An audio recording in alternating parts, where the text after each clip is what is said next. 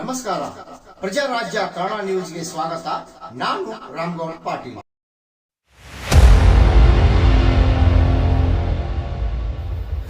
ಬೆಳಗಾವಿ ಜಿಲ್ಲೆಯ ಪ್ರತಿಷ್ಠಿತ ಮನೆತನ ಕತ್ತಿ ಮನೆತನ. ಎಲ್ಲರ ಜೊತೆ ಒಳ್ಳೆಯ ಒಡನಾಟ, ಜನರ ಅಪಾರ ಬೆಂಬಲ ಇದ್ದರೂ ಮಾಜಿ ಸಂಸದ ರಮೇಶ್ ಕತ್ತಿಗೆ ಅಣ್ಣ ಇಲ್ಲೋ ಅನ್ನೋ ಕೊರಗು ಇನ್ನೂ ಕಾಡ್ತಿದೆಯಾ? ಹೋದ ಚುನಾವಣೆ ವೇಳೆ ಸಹೋದರ ದಿವಂಗತ ಉಮೇಶ್ ಕತ್ತಿ ನೆನೆದು ಭಾವುಕರಾಗಿ ಶಬ್ದಗಳೇ ಬರದೆ ಕಣ್ಣೀರಿಟ್ಟ ದೃಶ್ಯಗಳು ತಮಗಾಗಿ.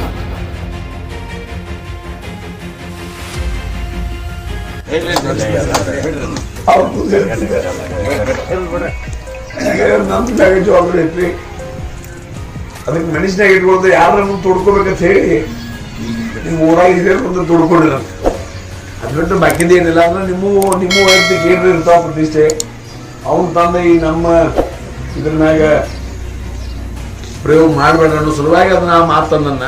ಮನೀಶ್ ಗೌಡ ಪಾಟೀಲ್ ಜೊತೆ ರಾಮಗೌಡ ಪಾಟೀಲ್ ಹುಕ್ಕೇರಿ.